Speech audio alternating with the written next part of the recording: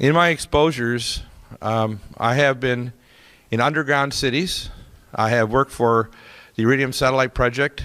I've been on the doctor for U.S. Space Command, Strategic Defense, the Echelon Project, and the World Identification. And I've taken care of people that have been in the most classified facilities on the planet in Colorado. And Colorado has more classified material underground there and more computing power, quantum computing, than all the rest of the planet put together by a very large order of magnitude. And most of these facilities are in underground cities. And I was in one of them, and it was very impressive.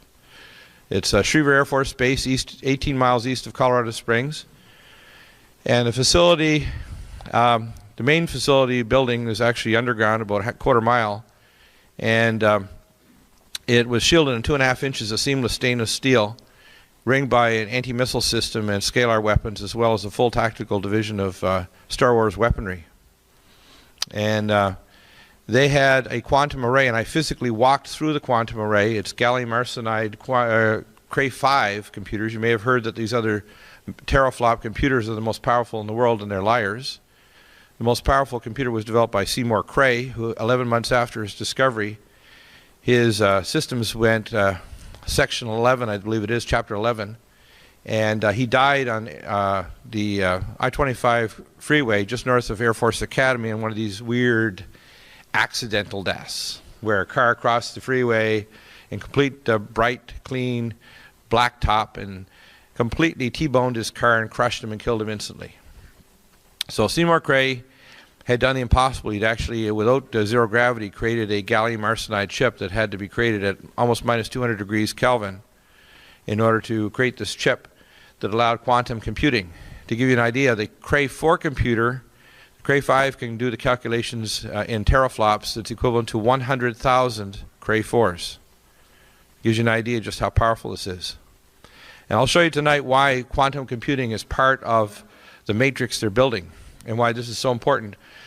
When I walked through the array, they had hundreds and hundreds of Cray computers, all in a giant cube underground, connected by fiber optic high-speed networks. And they weren't just using regular, they were using ultraviolet fiber optics, which is much, much higher speed information transfer. Huge cables the size of your thumb, hundreds and hundreds of them connecting through this array. And if you knew the computing power, they are, and I was told this by my NSA contacts, because I had very high contacts, people that literally on a need-to-know basis the president does not have access to. So a lot of the people don't understand that most of the senior people in our Congress and Senate, if they're watching this video, I'm going to tell them stuff that they don't know, even if they're on the Armed Services Committee. They will not know what I know.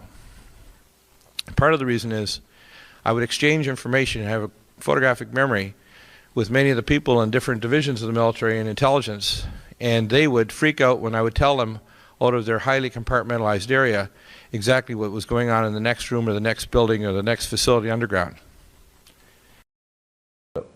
You know, one of the talks that I had back in July of 1994 was, of course, the senior commander of U.S. Space Command comes up and he's, of course, very sharp, this is the way it is kind of a guy. He says, "Docs, I come to Jesus talk for you." And I thought, oh, what is he going to say to us? And he had this real serious look. He says, "You're one of our guys now.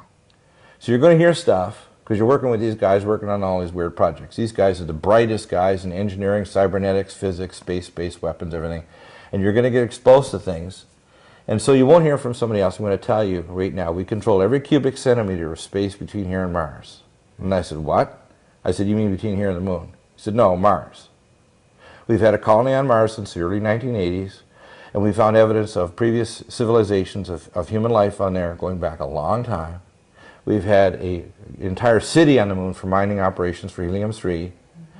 We have entire fleets of space-based vehicles, and we have more advanced sub and above light vehicles that go interstellar." Yep. Okay? Right. You need to know that. Yep. You need to know we have entire rings of space-based platforms around Earth. We have collaboration with advanced civilizations, and if you don't know this stuff, you might as well know it now, and if you have questions about anything, ask me, because otherwise, if you're not in the loop, you're going to freak out. Yep. Okay, when was this? What year? July 10th, 1994. Okay. Okay? Yep. Yep. All of this is, let me start that sentence again. Nothing we know contradicts anything that you have just said. Everything, the information that we've got from other sources completely supports everything you said. Right. This is just testimony for the people watching this, Right, in so case you anyone know, think, yeah.